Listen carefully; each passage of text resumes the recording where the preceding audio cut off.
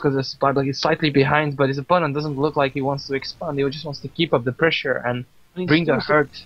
Yeah, the supply block is still. That's actually really hurt him here. It's now 2 medevacs. Even though he's got that Marauder production, he's only now being able to start making more Marines. Yeah, and I'm still surprised. Why no bunker? It's not gonna hurt you. And is he going to bring it back as soon as he sees? Yeah, but that's moving out of the command center is actually not that bad because he will see this incoming. Why is he moving away? Yeah, now he realizes. I think he must realize now. This is a big tell. His opponent doesn't feel he's got the strong enough force to move down the ramp. So I would just keep staying here. You know, just for long enough so you can get your own expansion up. Yeah, and get your follow-up set up. We see mech now from Impulse. Interesting. It's a totally reverse scenario from last game. Yeah, whereas opponent Davinsky's going by this game. Yeah. But I still feel like there was a timing at the start of the game where some 2-Rex pressure, where you just play on the metagame of your opponent, you see him going mech, and you just, like, if you 2-Rex open on that, hey, you saw how he opens. Yeah. If you just 2-Rex open, then I think it's a difference, because obviously you send out the early scout anyway, and you see him doing exactly the same thing, and you think, right, I can 2-Rex open here and do a lot of damage. It looks like Derzinski is just going to wait for Medivacs and his stim to finish, and then move out, so it would be it's a very smart call. I think Impulse knows this, and retreats in response. He does need to get the watchtower now, though. I still feel like yeah, just one Hellion on the watchtower wouldn't hurt. Because at the moment he's kind of sitting in no man's zone. He can't see it. The thing is, he doesn't even know if his opponent's actually got the watchtower. He hasn't even been to it. So he doesn't even know, because his opponent could have easily had the watchtower there and seen everything that's going on. That's true. And we see the tech lab on the factory, ready for tank production very shortly. But as I said, he was waiting for the medivacs and... Okay, he now knows his army's at the bottom, so he's actually now moving up. Oh, but look at this. This drop is can do a lot of damage if he... But he does see it. He does see it in the watchtower. And now, what's his response going to be like? Oh no, he's now got stim. Oh, and the Vikings are landed. That's 2 free Vikings. He can't combat this. Oh, he can snipe the medivac. That's huge. There's Derzinski capitalizing on this mistake by Impulse. Impulse is actually not gonna drop. He took like this super long route. He he shifted. Yeah. And look, evacuation on the natural from Impulse. He knows he's really struggling now. Yeah, look, he's floating 700 minerals. He hasn't been macroing that well behind. And could this be over already? I think you're right. I think this is it. I think this is going to be 2-0. The siege mode was just stopped there. Yeah, and it's very solid play from Derzinski. One tank comes out, nice slide through, but it's not enough. A lot of SCVs die, and a lot of bio still lives. The final tank falls. Is he still producing something? 2 more Hellions on the way, but the Hellion drop in the main of Derzinski did a fair amount of damage. Let's have a quick look. Yeah. Well, not as much. But not enough. Just not anywhere near enough, and there's the GG. There's the GG, and Derzinski does a 2-0 swipe and advances to the semis.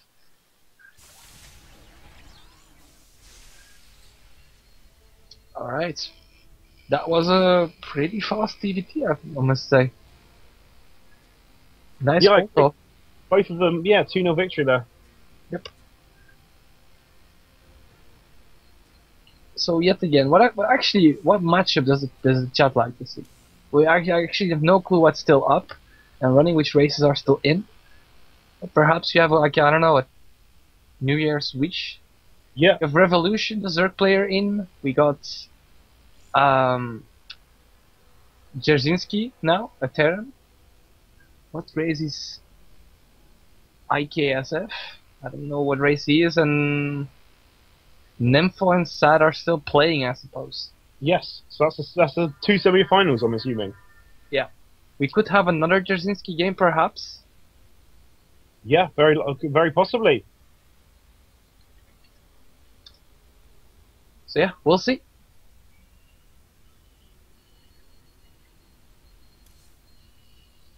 But I'm interested to see. I think I would love to see. We haven't seen a PvT yet. I'd love to see a PvT. Yeah. That'd be an interesting matchup in the semi-finals. Both of us can root for our own race and be like, "Come on!" At the same time, as obviously casting professionally and unbiasedly. I mean, obviously, we wouldn't want to be biased at all to our own race. Although Colossus and High Templar late game is so sigh. Unless you go mech, and then it's funny. Let's not talk about that, Neil. I know you're sad and stuff, but it's all good. But yeah, I think this is going to be quite interesting to see. Obviously, some of the class we've seen so far in this tournament has been very, very, very high, and it's good. It's good to see. It's really good games at the lower levels against, for opponents to really show what they can do. Yep.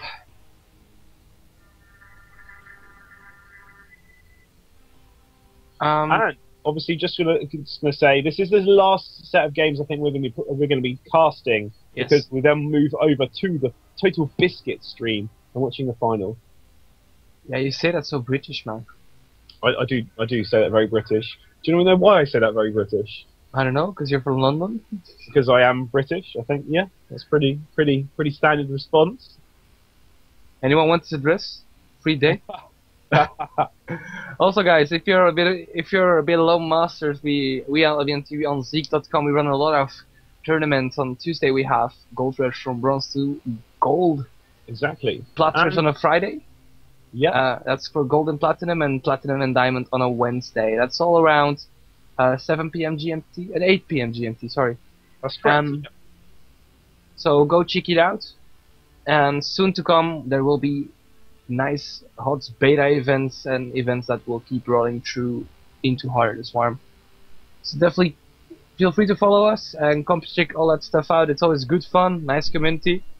Indeed, we've always had a very strong community feel about our play. A lot of the low level leagues, obviously, you're looking to improve, and that's what we try and hope to achieve with all these tournaments. Because the community itself. If you, for example, struggle with finding a practice partner in the lower leagues, you'll find it for sure. There's a lot of people. All people are very friendly and helpful, and all looking to try and improve and gain something from this community. But all right, as we're waiting for our semi-finals game of this SC2 Reddit Europe Community Tournament number 31, we'll just wait. Yeah, I suppose. Is there questions in the chat that you actually want to ask us? Yeah, that's actually a good point. About what we do as people, like, who, kind of the stuff we do.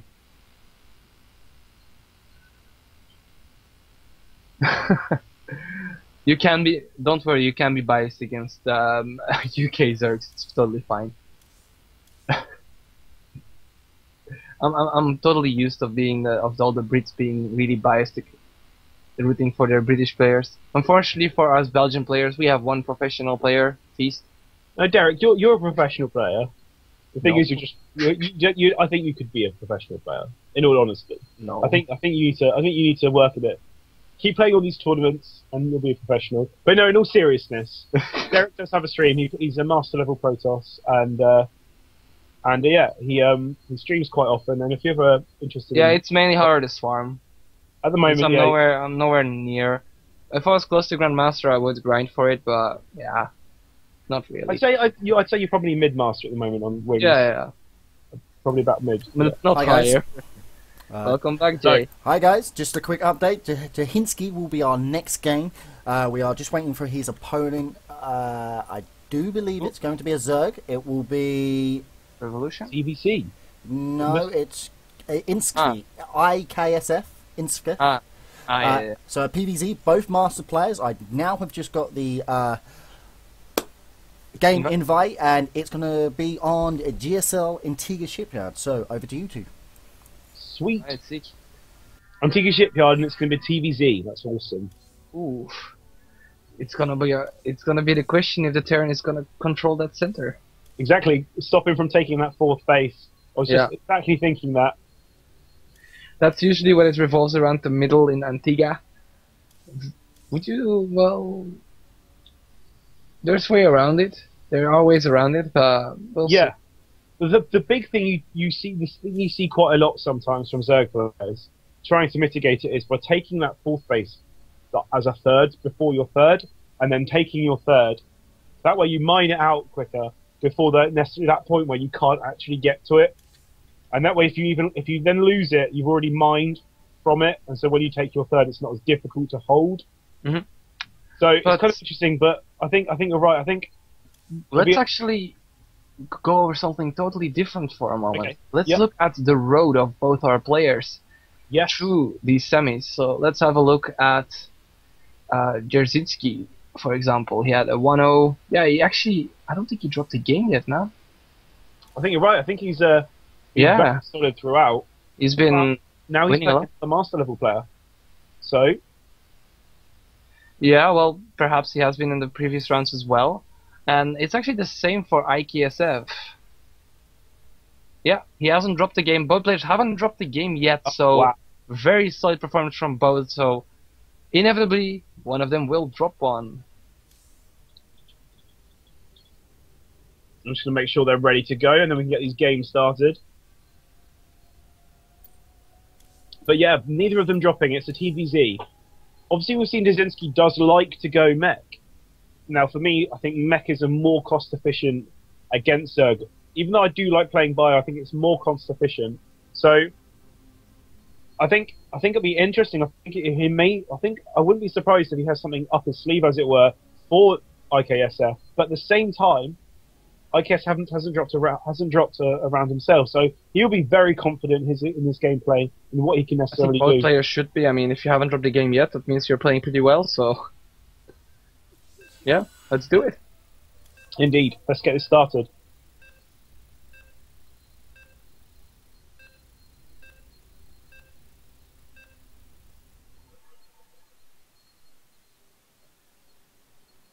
So yeah, as we mentioned, GSL Antigua, Force Cross, TVZ. Hopefully we'll see just a long macro game to start out with. I'd love to see some Hellion Banshee openings. Yeah, well, that's pretty standard, but you can still go quick. Oh yeah, that's pure. No, I 360 or was saying something that. with I was saying that purely for selfish reasons, because I'd like to see how they go about, making it so advantageous to really give you the lead. So for me, I try and obviously lead the Hellions at the front, Banshee, and switch it around, and just try and be as difficult as possible to read as to where I'm going to be. But it might be something I'm not doing right, and that's why these games are played, and we play these tournaments because people watch, and then they can kind of be like, that's really clever. I haven't thought of that, and try and improve. And that's what this is all about. Yeah, indeed, and we'll see if our player in the 11 o'clock position, Dzerzynski, will go with the Hellion Banshee open, or perhaps his opponent will do something about it. Who is his opponent? His opponent in the bottom right-hand corner is the Zerg player playing in blue, IKS. Yes. I don't know what that stands for. I'm actually really intrigued. Perhaps you don't want to know, man. if he wins this, We're not gonna go there. I'm gonna ask. I'm gonna be like, "What does your name stand for?" Ixfa. Ixfa. I don't want to. I want to stop calling you Ixfa. No, come on, that's just lame. Yeah. Oh, that's what I mean. I want to know. We're not calling you Neil either, huh? That doesn't make any sense. To be fair, if someone in the chat knows him and is just supporting him in the crowd, please let the chat know, and then they'll relay it back to me, because then the pain of not knowing can be finally healed. Anyway, enough of the rambling. We are seeing Dzezinski take gas. Yep, and that indicates already that he wants to go for those Hellions. Going for the 13 scout as well. The question is his player actually going to drone scout? Or... Yeah, or Overlord Scout. Well, no, I don't think it's too late for the Overlord to fly in and actually scout anything without losing it for free. I think you should just blind prepare for any Hellions anyway.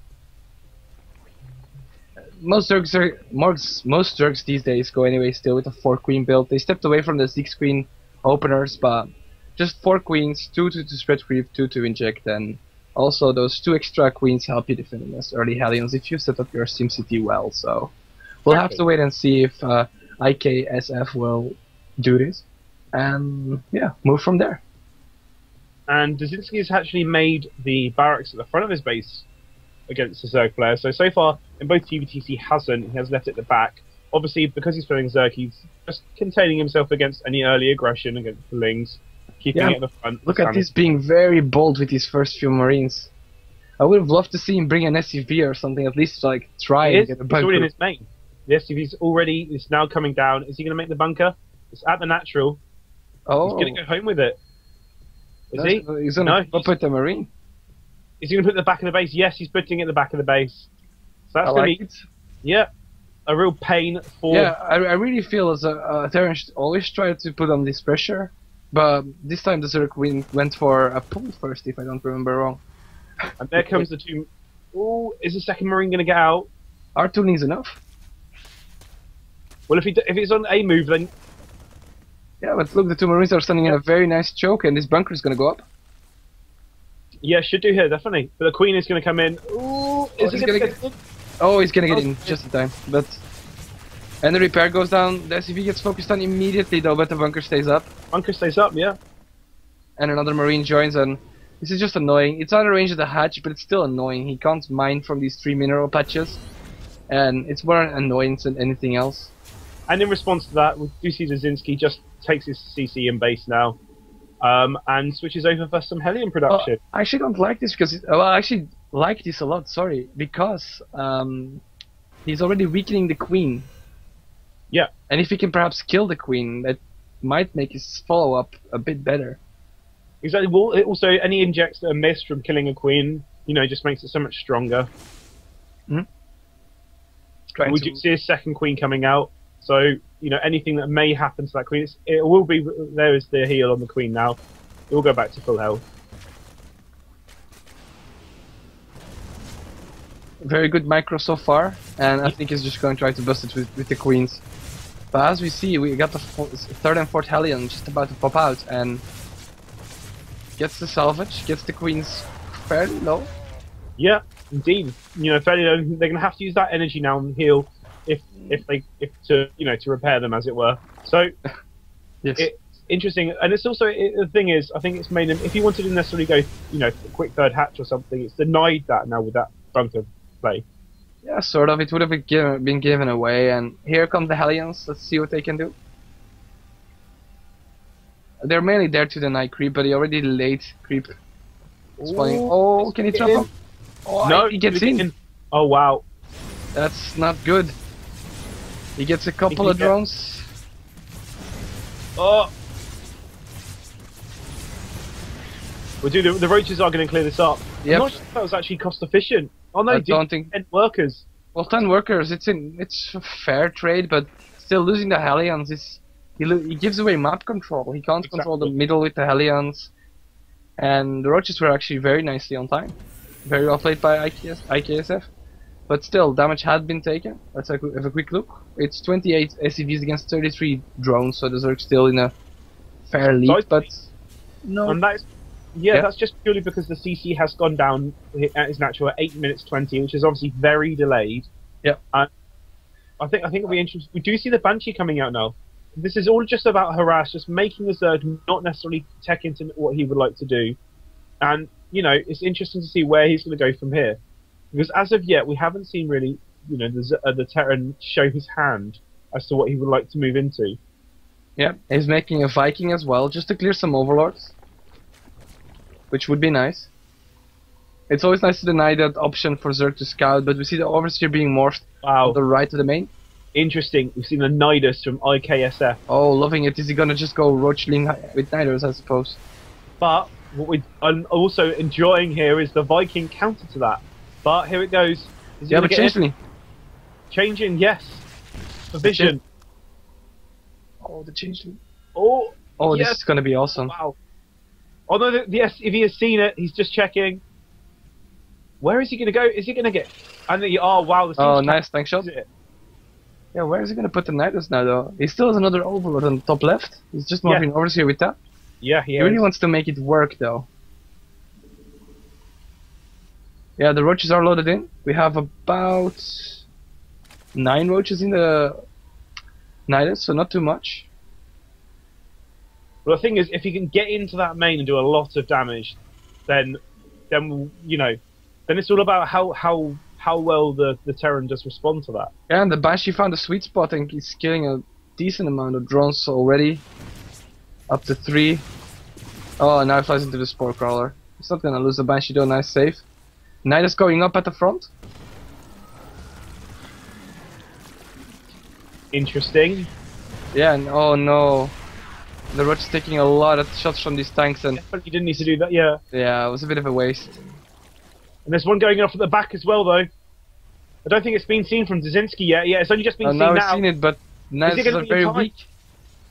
But not that that many SCVs get surface area on it. There's only 2 attacking it at the moment. No, 3. The 4 is coming out, and here... Oh, snaps in time. Wow. Yeah, and this has been shut down.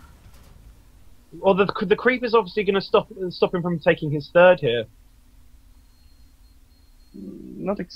Well, it depends on the Banshee, actually, but the Banshee has been killed, I think, so he's going to have to move down to kill it. Yeah, well... But relatively, this is actually a container itself here, just with that creep spread to be able to see what's going on. Yeah, he can still deny it if he sees the SCV, but I think the army of Dzerzhinsky is getting fairly alright, and the problem for our Zerg player is still on 3rd base. He's getting an infestation pit right now, and I really don't know. He's going for his 3rd right now, but that's a 12. That's just 3rd. Yeah, please. 12.5 minutes 3rd. That's very delayed. Oh, yeah, but more roaches at the front. But there's 2 tanks in very nice position. The Banshee should help out though. But he hasn't managed to get in. But I agree. And here comes there's a Nidus one behind this. I don't think it's gonna. be effective. No, it's not gonna go up. The Tor is just gonna take it down by himself. And that goes down again. Another Nidus being denied. Yeah, and the Torkan is wrapping up. Ramping up, sorry. The Banshee is still on the field. It's been repaired. Do you think he has an opportunity here to counter pressure, or do you think he's fine as he is right now? I mean, he has a 3rd CC in base. He's taking out another Overseer. Should he just move to his 3rd base right now? Well, I think at the moment, I'd almost feel like the Zerg should probably take a 4th.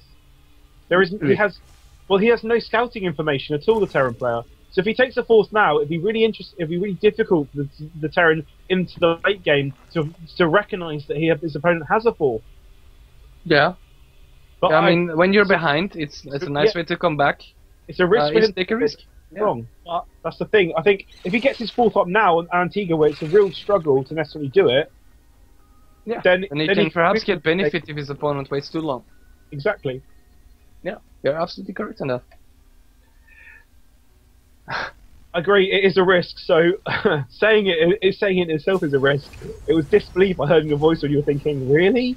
But it's not to necessarily come back in this game. But it's alright, I mean, we can discuss, it's cool. The game is a bit of a stalemate at the moment, but it looks like the Terran wants to assume a more defensive position right now. But the thing is, I think he's actually not macroing well behind that aggression. He's floating 1,200 minerals and 400 gas. You know, he's obviously taking his 3rd up now, but the thing is, I think there's a lot he could be doing here. He could have already built the extra factories he's going to need fairly soon.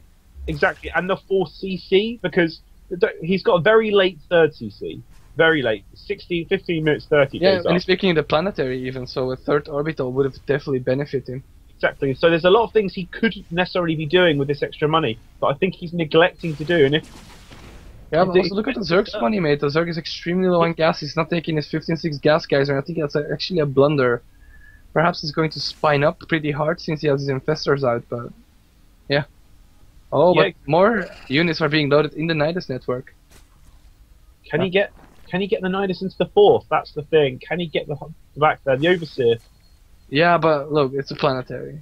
I mean, I don't know how much roaches are in it. Let's have a quick look. Yeah, it's again like 9 roaches, so it's not that much again. Yeah, exactly. There isn't many in there. Not enough to really do any real damage to that as you said. Perhaps he's expecting, because it's a bit of a strange choice. It's a planetary. I understand why though, but an orbital in his position would have been not a bad choice. I think the second thing I find very interesting here is he's gone for 2 attack upgrades, no armor. Whereas his opponents obviously only 1-0. They're both very, very behind on their upgrades. And but that is because the Terran took a late 3rd, the Zerg took a late 3rd, and they have to cut in something. They have to cut corners somewhere to get enough units out to be aggressive or defend. So that's where... Here comes the 4th for his IKSF. I really dislike taking the 4th in the front. Over there, I would have taken it at the 6 o'clock. But he's taking that one as well. He's double expanding. Exactly, because... With the Infestor out, he feels he's in control. He controls the center. He sees when stuff is incoming, so he takes that risk and takes double expansion. Well, I agree. I think it's a blunder at his 3rd. He hasn't taken the gases. at all whatsoever. And now this has been over 3 minutes worth of time where he just hasn't taken any of those gas. Yeah. So we're coming out. We're a bit of a stalemate here, and we see bird infestors moving out, or yeah, moving a bit forward. So here comes the push out, and oh, we can catch a lot of stuff off. While the tanks aren't unleashed, and a nice volley of infested Terrans, and he gets nice and close to the Thors. But does he have enough stuff to bust this? I don't think so, man. The tank fire is just doing too much to the roaches. Yeah, exactly. All those turrets coming down. And the Raven actually revealed a lot of the infestors. He only has one infestor remaining at the moment. And that's all about the resupply. 32 lings, 7 hydras, and 13 roaches are incoming. Yeah, and the Terran is pushing slowly, but he's taking control of this center. And this will allow him to actually set up his port base, I think. But the threat is still there, though, for him to Nidus whichever fort he tries to take. So it'll be interesting to see if he goes into the late game whether or not the Zerg will still utilise that Nidus worm. Yeah, he could actually Nidus at between, yeah, as you said, at a natural ramp. Yeah. Like right there, the reinforcements are streaming there, but if he can hide the Nidus, and that's exactly what he's doing. He's Nidusing at the rocks at the third, and I like it. Like circumventing the Zalnaga and circumventing the static army of Terran. I think it's a perfect plan. He's got one inside now as well. Now he should just go into the natural or the main and kill all the tech. Yeah. This is what Zergs don't do necessarily correctly. They need to just go into the main and kill the production. Mech armies only have a few factories. Oh, but look at this. The Terran's response is just to go for it.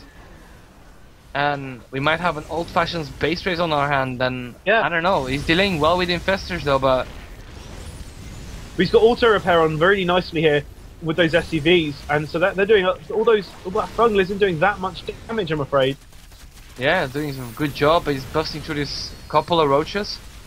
He's on 3 armor, 1 weapons on the Thors, 1 on his mech units, and let's have a quick look at the roach upgrades. The roach upgrades are 2-0. He has a few hydras in it as well. Oh no, they're on waypoint, which is really not good here. Oh, but it's hard to tell the army. The supplies are still even army-wise, but Zerg's he's gonna go home. Dwindling. He has managed to take out the natural. Is he gonna hit the fourth as well? Just kill the fourth. I don't know if he knows about the fourth. I mean the fourth of Terran or the fourth of Zerg? The fourth for the Terran. Just hit those. Just try and deny it as much as possible, because obviously if he lets them get the transfer on. Yeah, he's just gonna try and go home and defend against this, but will he be able to with just a few hydras, a bunch of roaches and lings? It's gonna be very rough though. He's gonna put all his drones as well. It's gonna be the last stand of our Zerg player here. Yeah. All or nothing. He comes from a nice angle, gets a very nice surround there. I think he's gonna clear this up, but it's at what cost?